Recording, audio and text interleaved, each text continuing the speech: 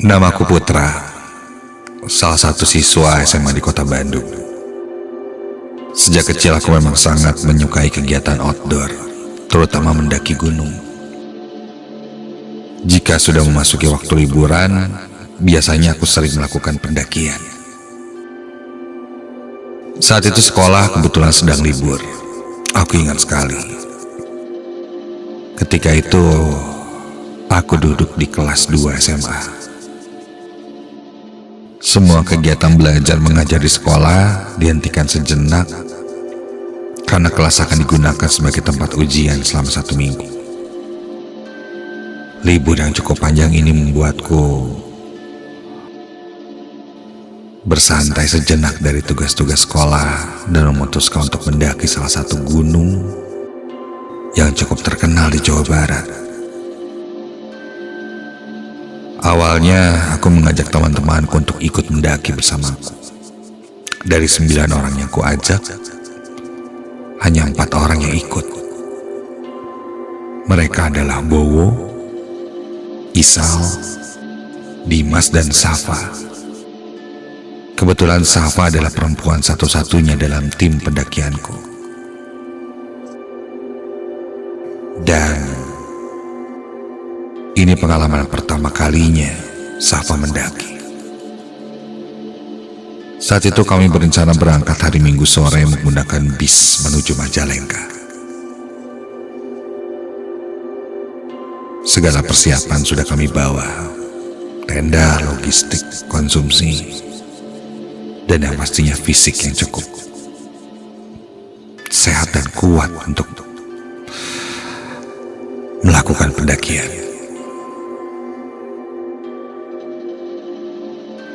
Titik kumpul kami di Terminal Lewi Panjang. Kulihat jam menunjukkan jam 5 sore. Safa belum terlihat datang. Setengah jam kemudian barulah dia muncul. Setelah semuanya komplit, kami pun berangkat dan memulai perjalanan.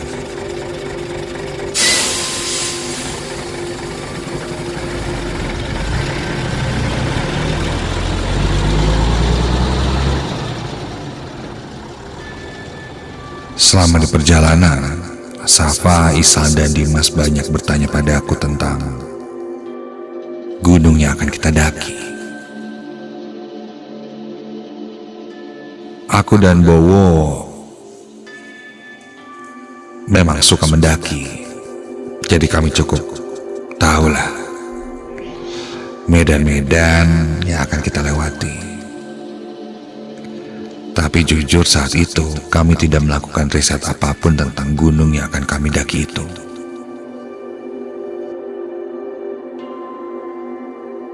Aku dengan gampangnya bilang gunung ini adalah gunung yang mudah dan ramah untuk para pemula. Perjalanan yang cukup panjang membuatku bisa beristirahat sejenak. Hingga tak terasa jam 11 malam kami sampai di Majalengka.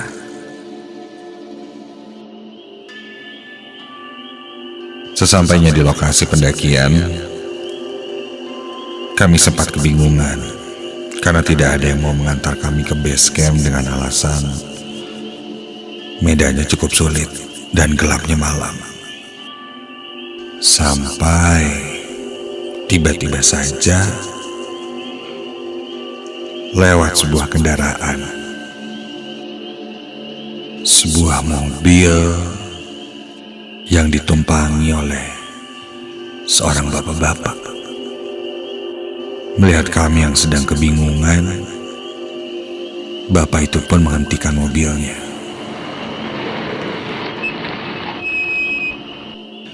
dan menawarkan tumpangan ke base camp. Mereka base camp. Ayo atuh ngangga mobil saya weh, ayo. Karena tak ada pilihan lain, kami pun bergegas menaiki mobilnya. Aku duduk di samping bapak itu dan teman-temanku di belakangnya.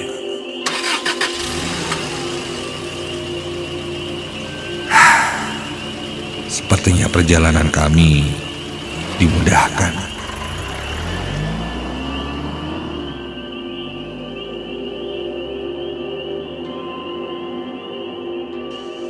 Bapak ini mungkin salah satu warga yang tinggal tak jauh dari tempat pendakian. Dalam perjalanan menuju base camp, Bapak itu bertanya pada kami. Dari mana ya teh? Dari Bandung, Pak. Masih anak-anak sekolah, lagi libur, ya ngisi liburan mau naik gunung. Ya cuma berlima aja sih, Pak. Yakin mau naik cuma 5 orang? Atau saya temenin aja tuh biar pas 6 orang? Hah? Oh, nggak usah, Pak, nggak apa-apa. Santai. Saya mah udah biasa naik gunung sama teman saya. Yang lain sih masih baru, tapi ya bakalan seru lah kayaknya, Pak. Daripada ngerepotin. Aman, Pak. Entah kenapa Bapak itu bertanya seperti itu. Ya mungkin hanya basa-basi saja. Dengan jumlah ganjil berlima memang ada masalah ya kalau naik ke gunung itu. Tapi aku tidak berpikiran sejauh itu. Hingga sampailah kami di base camp.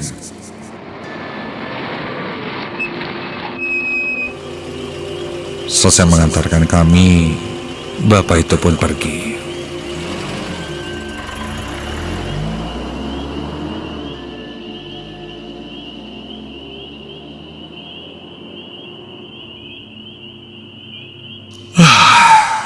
Tadinya kami mau langsung mendaki, tapi karena lelah dan sudah terlalu malam, kami memutuskan untuk beristirahat dulu. Tidur di salah satu warung yang ada musolanya di sana.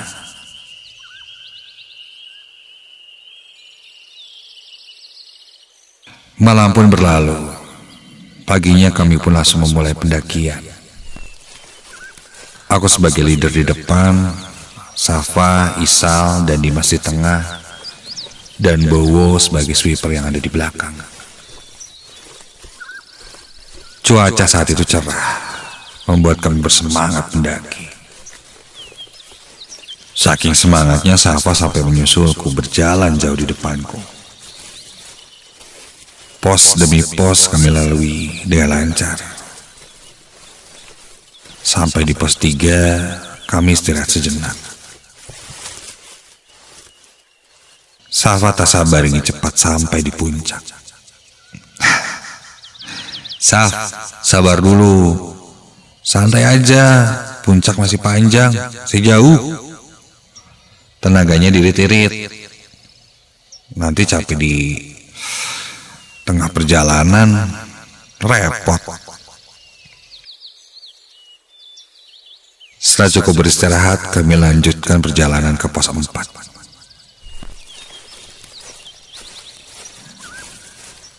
Di tengah perjalanan, kami berpapasan dengan kelompok pendaki asal Purwakarta. Bowo bertanya pada mereka, bagaimana kondisi di sana, di atas. Mereka bilang, katanya semalam tidak bisa tidur karena ada gangguan. Sambil memetikan jari. Maksudnya gangguan yang aneh-aneh. Gangguan gaib. Teman-temanku yang baru saja naik gunung mulai terlihat panik. Tenang aja, gak akan ada apa-apa. Intinya jangan ngelamun, banyakin doa, jangan sompral. Satu lagi, banyakin minum, haus. Tapi diri-diri juga, takut susah air di atas. Ya. Ya, lanjut lagi.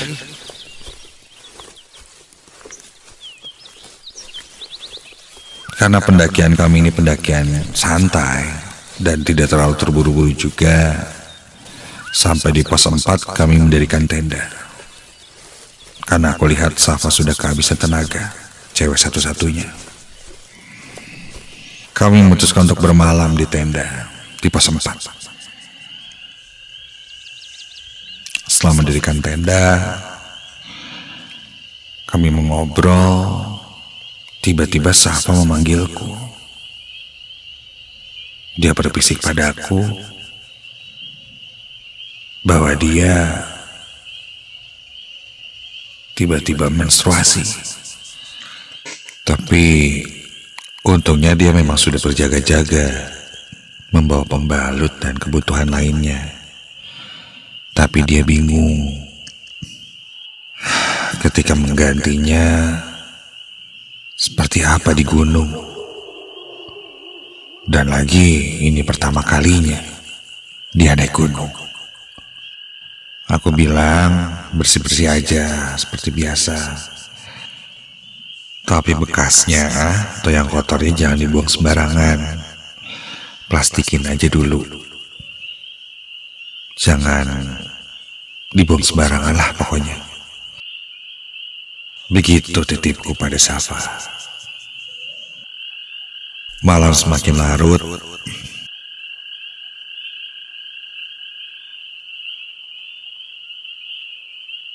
Beberapa temanku menyiapkan makan malam di luar tenda.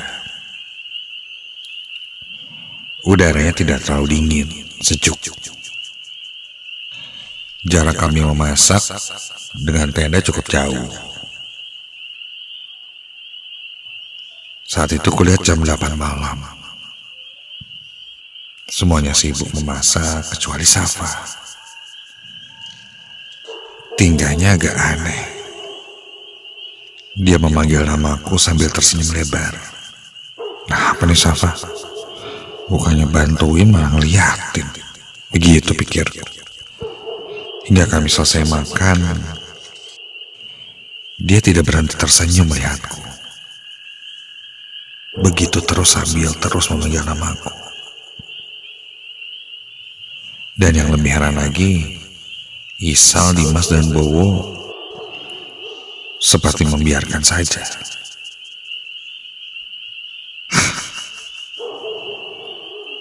Kok Safa ngeliatin terus? Apa sih dia? Ada perasaan-perasaan aneh sih. Jangan-jangan udahlah. Setelah makan malam selesai, aku lanjut membersihkan peralatan memasak tepat di belakang tenda. Sementara yang lain membereskan matras tempat kami makan. Ketika aku lewat depan tenda, ku dengar ada yang berbisik memanggil namaku. Put, sini. Safa. Ternyata itu Safa yang memanggilku dari dalam tenda. Saf, lo udah di tenda lagi? Jangan langsung tidur, nanti perutnya sakit. Mending bantu-bantu Gih. Makannya udah, tadi bantuin enggak, malah ngeliatin terus. Maunya apaan sih? Lalu Safa sedikit menarik tanganku dan menatapku dengan serius. Gini, tadinya tuh aku mau ikut makan, tapi pas aku bangun tidur, aku ngeliat ada cewek yang pakaiannya bener-bener sama kayak aku. Ya aku takut lah, jadi aku gak keluar ikut makan.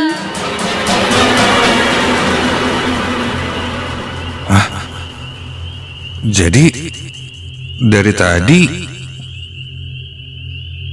kamu di tenda? Nggak ikut makan keluar? Dalam hati aku bertanya-tanya. Ulu kuduku berdiri merinding seketika itu. Lalu yang tadi makan bersamaku siapa? Aku tidak lanjut bercerita pada Safa apa yang aku lihat. Safa sempat menatapku keheranan, penuh tanda tanya. Aku bilang, udah istirahat aja.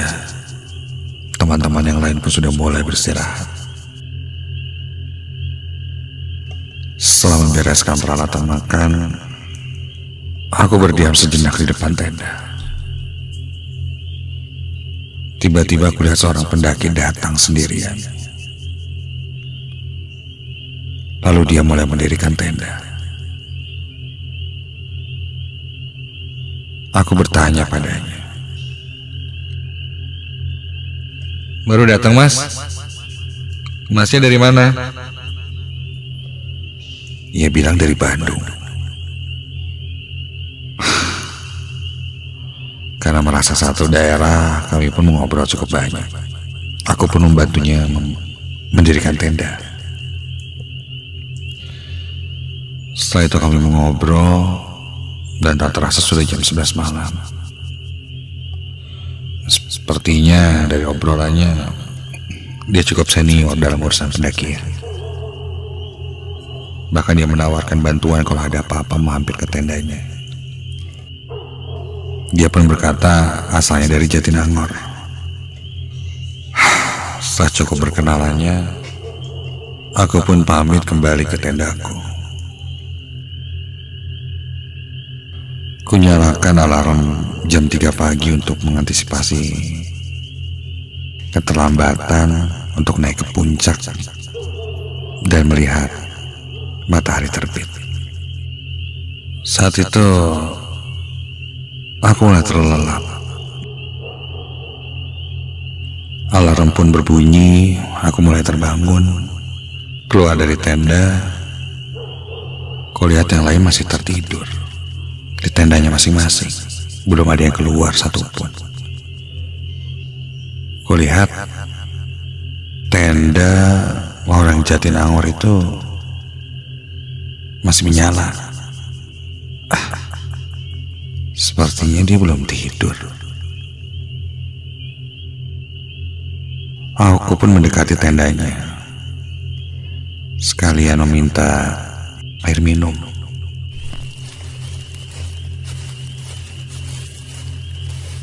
Kang, punten Kang, saya mau minta air, ada nggak Kang? Namun tidak ada jawaban. Jangan-jangan tidur. Tendanya memang terbuka sih, tidak ditutup rapat. Kang, punten. Aku sibahkan sedikit penutup tenda untuk melihat ke arah dalam dan... Astaga! Itu apa? Bulu kuduku berdiri merinding seketika ketika kulihat yang di dalam tenda. Ada satu sosok yang terbalut kain putih,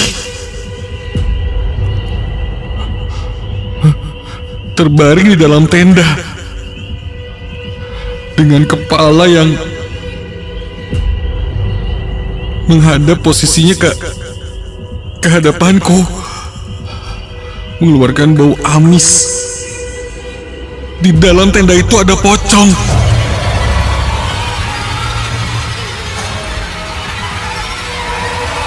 Kontan aku langsung berlari masuk ke tenda. Dari sana aku mulai membangunkan teman-temanku yang lain tanpa bercerita apa yang kulihat tadi.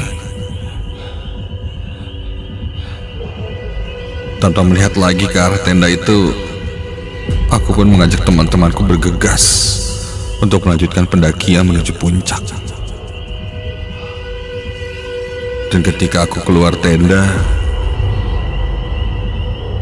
yang tadinya ada di depanku, yang berkata dia orang Jatinangor, tendanya sudah tidak ada.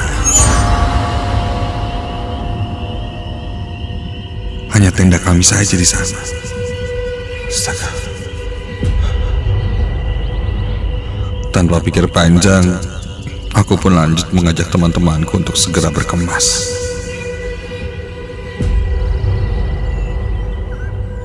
Kami kembali mendaki.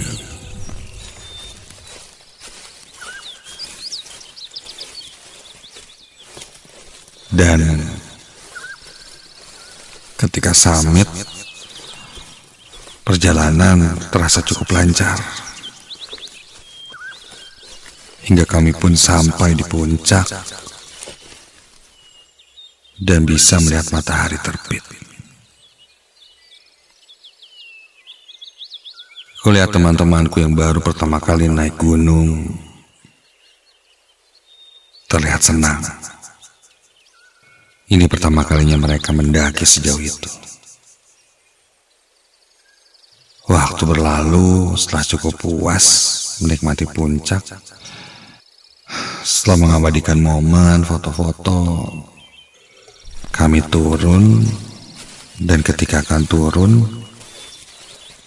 aku berpapasan dengan pendaki yang semalam kau lihat. Iya, pendaki orang Jatinangor itu. Aku cukup kaget melihatnya. Tapi aku beranikan diri bertanya pada pendaki itu. Kang, Akang malam ngecamp deket tenda saya kan? Kita ngobrol terus saya juga bantuin Akang bangun tenda kan? Di pos 4. Orang itu nampak keheranan. Dia bilang tidak bermalam di sana dan bahkan baru pertama kali bertemu denganku. Pikiranku mulai kacau, mulai berpikir yang aneh-aneh. Namun aku tidak mau menceritakan kepada teman-temanku, masih merahasiakannya. Kami pun turun perlahan demi perlahan. Sampai di pos 4 lagi. Ketika aku tengok ke belakang, loh, teman-temanku yang lain mana? Aku tidak melihat teman-temanku yang lain. Dimas, Isal, dan Bowo tidak ada di rombongan. Hanya ada aku dan Safa. Perasaan tadi kita jalan bareng, kok nggak ada? Aku lumayan panik saat itu. Namun aku tidak mau menunjukkannya depan Safa yang mungkin akan membuatnya dia lebih panik.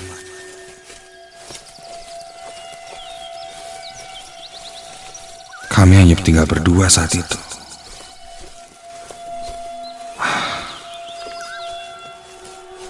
Menunggu pun sepertinya akan lama.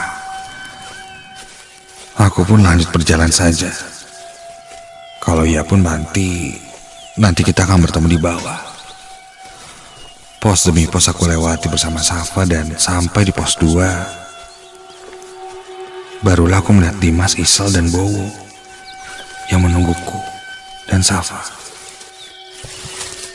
Loh, oh kalian duluan? Bukannya tadi ada di belakang kita ya? Lalu Bowo pun bilang, enggak. Bowo bilang, aku tadi berjalan sangat cepat hingga meninggalkan mereka. Bahkan mereka sudah memanggilku berteriak-teriak. Tapi aku malah terus saja berjalan. Sampai akhirnya mereka sampai di pos 2. Bowo justru berkata kenapa aku bisa tertinggal. Dia juga menambahkan kalau di pos 4 ada tim ranger yang menyuruh kami untuk segera turun. Karena ada satu kelompok yang nyasar di pendakian dan perlu dicari. Kami cukup berdebat saat itu, tapi tidak pernah ada jawabannya. Sudahlah, lebih baik kita turun sebelum maghrib. Namun perjalanan kami terhambat akibat cuaca yang buruk. Hingga maghrib pun kami masih berada di gunung.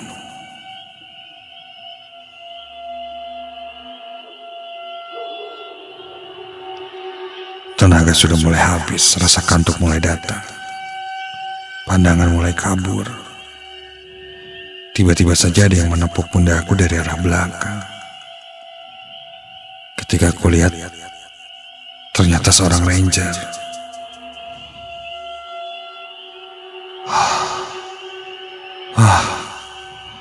Untunglah, kupastikan lagi dengan mengusap mataku. Dan ketika aku tengok lagi, Astaga! Bukan, itu bukan ranger tapi berdiri dengan jelas sosok pocong di belakangku. Dengan kondisi panik, aku langsung berdiri dan langsung mengajak teman-temanku untuk lanjutkan perjalanan. Yuk turun yuk, yuk turun. Mereka pun langsung mengikut-ikut turun. Kupaksakan kondisi fisikku yang memang sudah lelah saat itu untuk terus berjalan hingga akhirnya kami pun sampai di bawah, di base camp. Jam 8 malam kami baru tiba di base camp.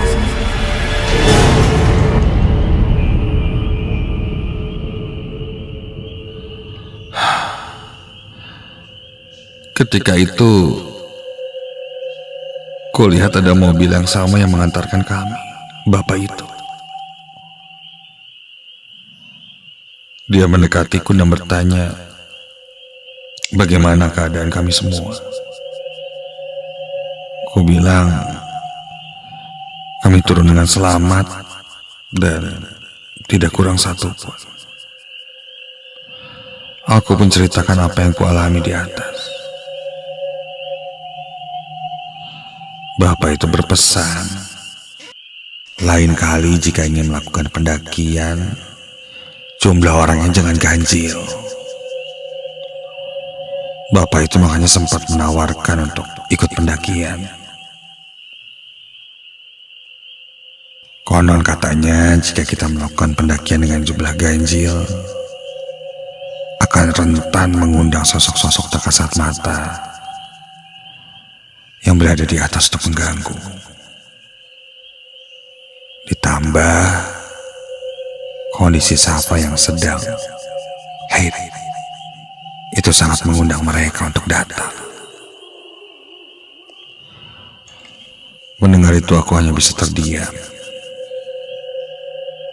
Namun selama aku mendaki, ini pertama kalinya aku mengalami kejadian seseram ini.